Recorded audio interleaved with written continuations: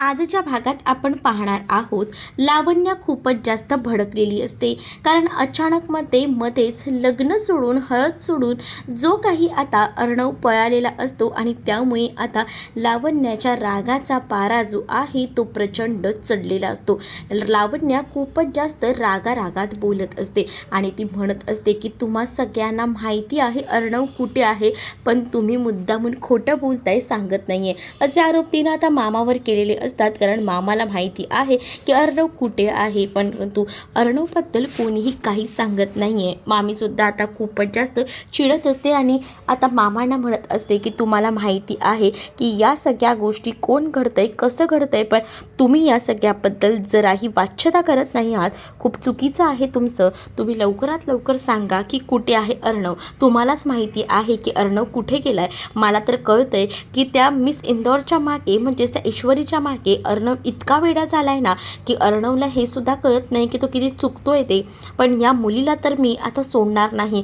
जर मला कळेल ना की त्या मुलीसोबतच जर तो गेला असेल ना तर बघा मी काय करते ते. असं देखील आता इकडे असणारी ही मामी जी आहे ती आता बोलत असते. परंतु आता मामा जे आहेत ते शांतच असतात. तोंडातनं एकही शब्द ते काढत नाही. आकाशला सुद्धा राग आलेला असतो. तर आकाश सुद्धा आता मामांना विचारत असतो की तुम्हाला माहिती असेल ना अर्णव कुठे आहे तर मला सांगा.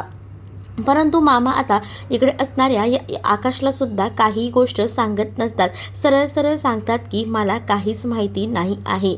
आकाशला मात्र या सगळ्या गोष्टीवर ना राग येत असतो. कारण आकाशला माहिती असतं की नाही काहीतरी चुकते आणि आपल्याशी खोटं बोललं जातंय. म्हणून आकाश आणि मामामध्ये आता खूप जास्त वाद होत असतात. तर या सगळ्यामुळे मात्र आता डोक्याला हात लावून घेतलेला असतो तो म्हणजे लावण्याने. इकडे आता राकेश जो आहे तो खूपच जास्त ईश्वरीच्या मागे लागलेला असतो की तुम्ही ना ती चहा पिऊन घ्या. ईश्वरीला म्हणत असते की नको आपण आता निघूया, पण ईश्वरीला तो जोर जबरदस्ती करून चहा प्यायला भाग पाडत असतो. ईश्वरी म्हणत असते की आपल्याला उशीर होतोय, आपल्याला जायला हवं.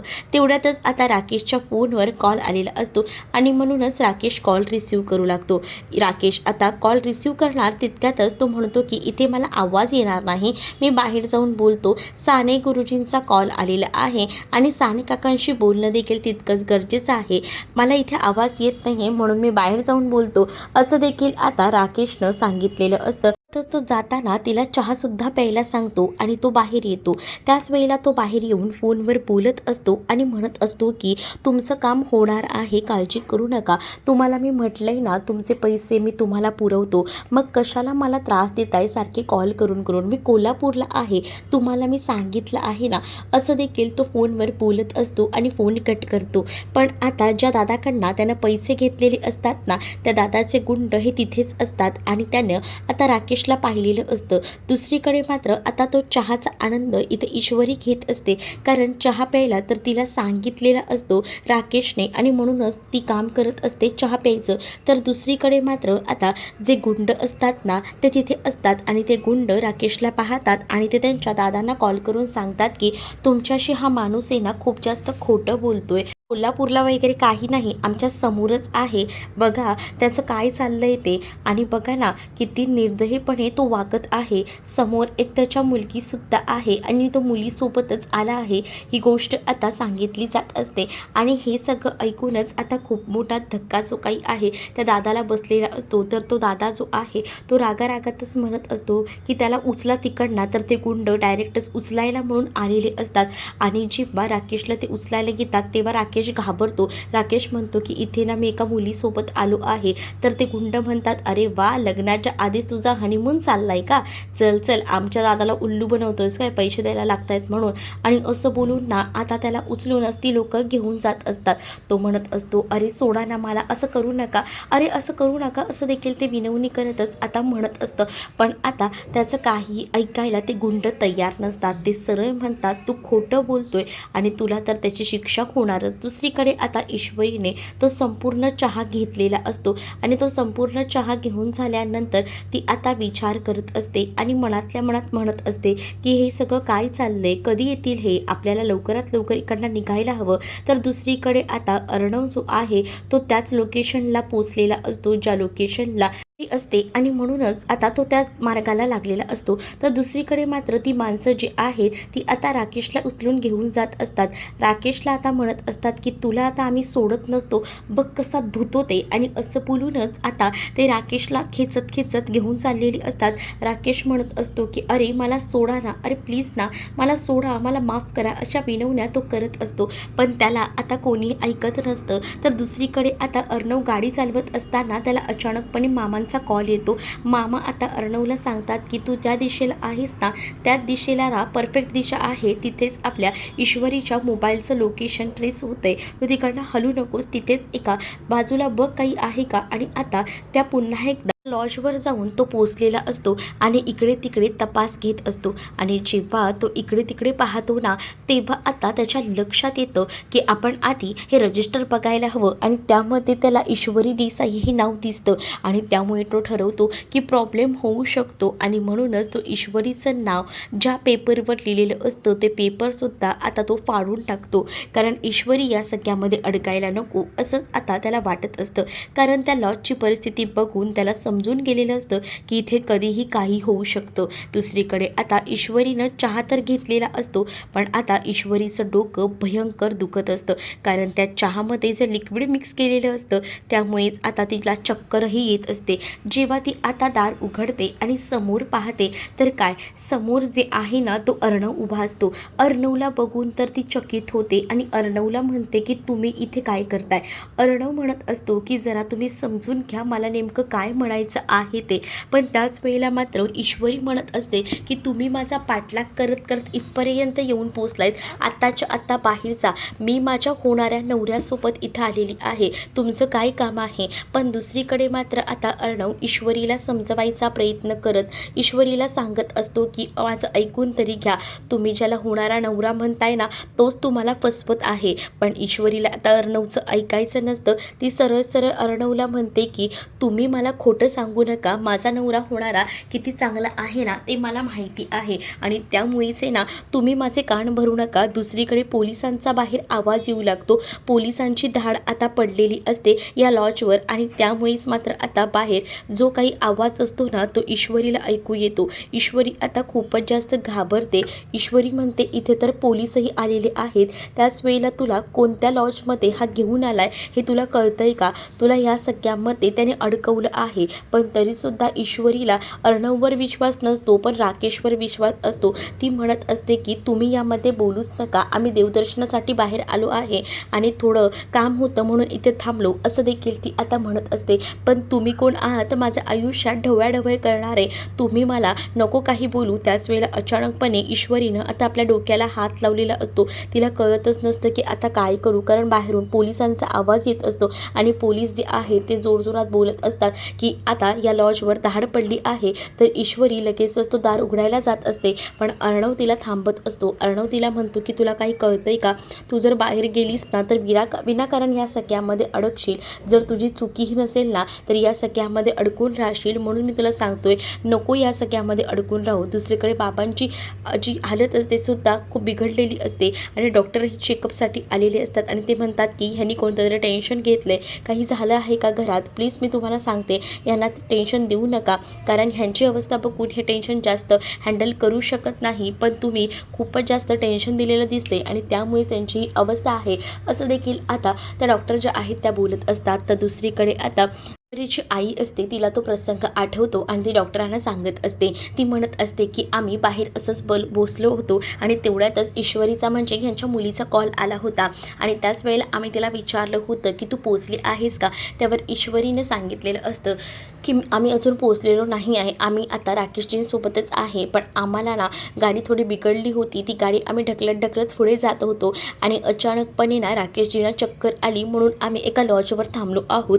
ही गोष्ट जेव्हा आता बाबांना ऐकू येते तेव्हा मात्र आता बाबांना खूप मोठा धक्काच बसतो. बाबा विचार करतात की हे सगळं काय होऊन बसलं, म्हणजेच आता राकेशसोबत ती लॉजवर आहे आणि तिचा जीव धोक्यात आहे हे सुद्धा आता बाबांना कळून चुकलेलं असतं आणि त्यामुळेच आता बाबा जे आहे ते खूपच जास्त टेन्शनमध्ये येतात. बाबांना इतकं टेन्शन येतं ना की बाबांनाही समजत नसतं की आता काय करावं. बाबा हे खूप मोठ्या द्विधा मनस्थितीत अडकलेले असतात आणि त्यामुळे आता त्यांना काही झालं तरी ईश्वरीची काळजी वाटत वाटत असते आणि त्यामुळेच त्यांची ही अवस्था बेकार झालेली असते. त्यांना स्वतःला सुद्धा समजत नसतं की त्यांच्यासोबत काय होतंय. त्यांना आता एकदमच चक्कर वगैरे येत असते, डोळेसुद्धा त्यांचे लाल झालेले असतात आणि म्हणूनच डॉक्टरांना अर्जंटमध्ये बोलवून घेतलेलं असतं. ते बेशुद्धही पडलेले असतात.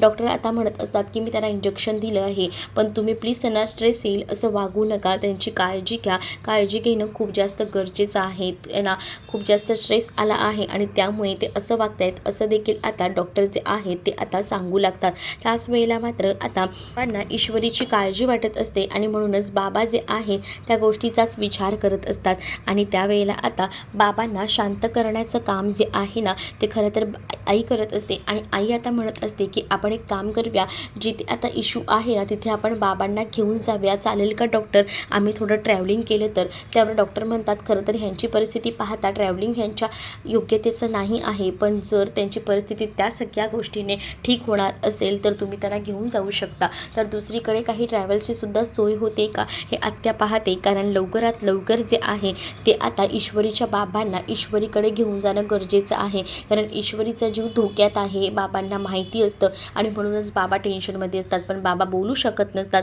त्यामुळे आता बाबा जे आहेत ते शांत असतात, परंतु आई जो आहे तो आता निर्णय घेते की नाही, काही झालं तरीसुद्धा आपण जे आहे ते यामध्ये लक्ष घालायला हवं आणि आपण यामध्ये लक्ष घालूनच योग्य तो विचार करायला हवा. तर दुसरीकडे मात्र आता राकेशला त्या गुंडांनी पकडलेलं असतं आणि ते गुंड आता राकेशला बेदम मारत देखील असतात. त्याच वेळेला आता तिथे असताना तो दादा ज्याच्याकडनं राकेशने पैसे घेतलेले आहेत तो गुंड आता राकेशला म्हणत असतो की काय रे, मी तुला सांगितलं होतं की मला पैसे दे, पण तू अजूनही मला पैसे दिले नाही आहेस. त्यावर आता थोडे दिवसांची मुदत द्या, तुम्हाला 10% मी तुम्हाला परत पैसे करतो, काळजी करू नका, व्याजासकट तुम्ही माझ्याकडनं पैसे घ्या, असं देखील आता राकेशने सांगितलेलं असतं. त्यामुळे आता तो गुंड त्याला सोडायला तयार होतो, पण आता तुम्ही जिथून मला उचललं आहे तिथे नेऊन पुन्हा सोडा, कारण त्याला त्या मिस जिलेबीवर ताव मारायचा असतो ना आणि म्हणूनच त्याचे हे हाल होत असतात. परंतु आता त्या गुंडांना तो सांगतो की जिथून मला उचललं ना त्याच हॉटेलला नेऊन मला सोडा, कारण एवढ्या लांबून मी आलो आहे आणि माझ्यासोबत एक मुलगीसुद्धा आहे, असं देखील सांगितलं जातं. त्यावर तो जो गुंड असतो ना तो त्याच्या माणसांना ऑर्डर देतो आणि म्हणतो की जा रे, ह्याला जिथून आणलं आहे ना तिथून आणून नेऊन सोडा परत. तर इकडे मात्र आता पोलिसांची धाड पडलेली असते आणि मीडियावालेसुद्धा असतात. मीडियावालेसुद्धा हे सगळं काही कव्हर करत असतात. त्यामुळे आता अर्णवने हौसदार उघडलेलं असतं आणि हे सगळं अर्णव पाहत असतो. जो लॉजचा मेन मालक असतो रिसेप्शनवर बसलेला त्यालासुद्धा आता पोलिसांनी ताब्यात घेतलेलं असतं आणि काही जे जोडपी असतात ना त्यांनासुद्धा पोलिसांनी ताब्यात घेतलेलं असतं. पोलीस आता म्हणत असतात की तुम्हा एकेकाला सोलून काढतो. पोलीस खूप जास्त भडकलेले असतात आणि सगळीची मुलं त्याच्यातनं बाहेर पडतात ना तोंडाला मास्क त्यासोबत ओढणी लावून आता बाहेर आलेले असतात आणि त्याच वेळेला मात्र आता अर्णव हे सगळं पाहतो. अर्णव खूपच घाबरलेला असतो. अर्णव म्हणत असतो की तुमचा काहीतरी गैरसमज होतोय, आम्ही तसे नाही आहोत, परंतु एकदा का या ठिकाणी आल्यावर माणसं काही करू शकतात हे पोलिसांना माहिती आहे, म्हणून पोलीस जे आहेत ते अर्णववर आरोप करत असतात. सोबत ईश्वरीसुद्धा असते. ईश्वरी सांगत असते की तुम्ही समजताय तसं नाही, परंतु ईश्वरीचं ते आता ऐकून घेत नसतात. ईश्वरीला जोरात कानफाटात सुद्धा लावून देतात आणि त्यामुळे अर्णवला हे सगळं बघून धक्काच बसतो. अर्णव आणि ईश्वरी जरी पोट तिडकीने सांगत असले की आम्ही या सगळ्यामध्ये दोषी नाही आहोत, आमचं ऐकून घ्या, तरीसुद्धा ते पोलीस काही ऐकायला तयार नसतात. या सगळ्यामध्ये ते अर्णव ईश्वरीला सुद्धा दोषी समजत असतात आणि ह्यांनी तर राजरोसपणे तोंडसुद्धा झाकलेली नसतात आणि त्यामुळेच आता पोलीस जे आहेत ते ईश्वरी आणि अर्णवला वाटेल ते बोलत असतात आणि ह्या सगळ्याचा खरं तर खूप मोठा लॉस जो आहे तो अर्णवला होतो. म्हणजे अर्णवला हे पडलेलं स्वप्न असतं. अर्णव आता ईश्वरीला बाहेर जाण्यापासून थांबवत असतो आणि तो तिला म्हणत असतो की नाही, आपल्याला बाहेर जाता येणार नाही, आपल्याला इथेच थांबावं लागेल, कारण बाहेर पोलीस आहे आणि पोलिसांनी जर आपल्याला पकडलं तर ते उगाच आपल्यावर काही आरोप करतील. त्याच वेळेला आता ईश्वरीची वा अर्णवला हे सगळं काही बोलायला प्रयत्न करत असते, पण अचानकपणे तिला चक्कर येत असते. त्यावर अर्णव ईश्वरीला म्हणतो की तुम्हाला काही होतंय का, काही झालंय का, सांग मला, तुला काही दिलं गेलं आहे का? त्याच वेळेला आता ईश्वरीच्या सुद्धा लक्षात येतं की आपल्याला काहीतरी दिलं गेले, म्हणजे चहा पिल्यानंतर आपल्याला हे सगळं होते. समोर पूर्ण अंधारी येत असते. काय चाललंय समोर समोर हे दिसत नसतं. पण दुसरीकडे मात्र आता अर्णव आणि ईश्वरी ज्या रूममध्ये असतात ना, त्याच रूमचा आता दार पोलीस जोरजोरात वाजवत असतात आणि म्हणत असतात की आतमध्ये रूममध्ये आहे कोणीतरी, हे मला माहिती आहे आणि म्हणूनच मी तुम्हाला सांगतोय की दार उघडा, नाहीतर हे दार मला तोडायला लागेल, असं देखील पोलीस जे आहेत ते आता बाहेरून बोलत असतात. त्यावर आता ईश्वरी आणि अर्णव दोघेही जण घाबरलेली असतात. काहीच कळत नसतं की काय करावं. अर्णवला मात्र आता लक्षात येतं की त्याच्या खिशात जे आहे ते मंगळसूत्र आहे आणि त्यामुळेच आता तो त्या सगळ्या गोष्टींचा विचार करत असतो. तर दुसरीकडे आता ईश्वरी तिकडनं चाललेली असते आणि ईश्वरी जेव्हा तिकडनं जात असते तेव्हा अर्णव तिला हाताला धरून पुन्हा एकदा मागे खेचतो आणि म्हणतो की नाही ईश्वरी, दार उघडू नकोस, तू जर दार उघडलं तर आपली बदनामी होऊ शकते, आपलं कशात काही नाही आहे, आपण काही केलेलं सुद्धा नाही आहे, तरीसुद्धा हे बाहेर आपल्याला बदनाम करतील, बाहेर मीडियावाले सुद्धा आहेत आणि पोलीससुद्धा आहेत आणि त्यामुळे मला असं वाटतं की तू इथेच थांब. परंतु बाहेरून पोलीस जे आहेत ते जोरजोरात ओरडत असतात आणि म्हणत असतात की कोण आहे आतमध्ये, दार उघडा, नाहीतर आम्ही दार तोडून टाकू. जोरजोरात ते आता काठीने सुद्धा वार करत असतात. मीडियावाल्यांचं लक्षसुद्धा आता त्या दाराकडेच असतं, कारण कॅमेरा त्यांनी त्या दाराकडेच ठेवलेला असतो, कारण त्या दारामधून नक्कीच कोणीतरी बाहेर येईल आणि काहीतरी गडबड असेल हे सुद्धा आता कळून चुकलेलं असतं. आणि म्हणूनच आता जेव्हा या सगळ्या गोष्टी कळून चुकतात ना, तेव्हा मात्र आता भयंकर असा धक्का जो काही आहे तो आता अर्णवला होत असतो. ईश्वरीसुद्धा घाबरलेली असते, कारण पोलीस ना एक जोरजोरात आरोप करत असतात आणि जोरजोरात ठोकत देखील असतात. म्हणत असतात की उघडताय का दरवाजा, कारण आता आम्ही जर आमच्या पद्धतीने दरवाजा उघडायला गेलो ना तर बघा मग तुमची काय अवस्था करून ठेवतो ते. ईश्वरी आता खूप जास्त घाबरते आणि तिथे असणाऱ्या सोफ्यावर बसते. तर इकडे आता अर्णव जो आहे तो आपल्या खिशातलं मंगळसूत्र पाहतो, जे अंजलीताईने त्याच्याकडे सोपवलेलं होतं. अंजलीने आपल्या आईची आठवण, आईनं केलं होतं हे मंगळसूत्र, हे सुद्धा आता अर्णवला सांगितलेलं असतं. अर्णवला त्याच्या खिशात असलेल्या त्या मंगळसूत्राची आठवण येते आणि ते मंगळसूत्र तो बाहेर काढतो आणि ते ईश्वरी समोर धरतो. ईश्वरी आता अर्णवकडे पाहत असते. ईश्वरी अर्णवला म्हणते की हे सगळं काय आहे. अर्णव ईश्वरीला सांगतो की आता आपल्याकडे पर्याय नाही आहे, आपल्याला काही झालं तरी पोलिसांच्या समोर जायचं असेल तर आपल्याला असं जाता येणार नाही, असंच जर आपण गेलो तर खूप मोठ्या अडचणीत सापडू शकतो देखील आता अर्णव जो आहे तो ईश्वरीला सांगू लागतो. त्यामुळे ईश्वरी जी आहे ती आता डोक्याला हातच लावून घेते. पण आता अर्णव ईश्वरीच्या गळ्यात मंगळसूत्र घालेल का हे पुढील भागात म्हणजेच दुसऱ्या भागात पाहायला मिळणार आहे. थोड्याच वेळात आपल्या चॅनलवर तो भागही अपलोड होणार आहे. एपिसोड मोठा असल्यामुळे 2 भाग करावून टाकावे लागत आहेत, तर प्लीज थोडं समजून घ्या. लगेचच एक 15 ते 20 मिनिटात पुढचा भाग अपलोड होईल. तोपर्यंत हा भाग कसा वाटला हे मला नक्कीच कमेंटमध्ये सांगा आणि अशाच नवनवीन भागांसाठी आपल्या चॅनलला सुद्धा सबस्क्राईब नक्कीच करा. चला तर मग भेटूया पुढच्या भागामध्ये. तोपर्यंत टाटा बाय.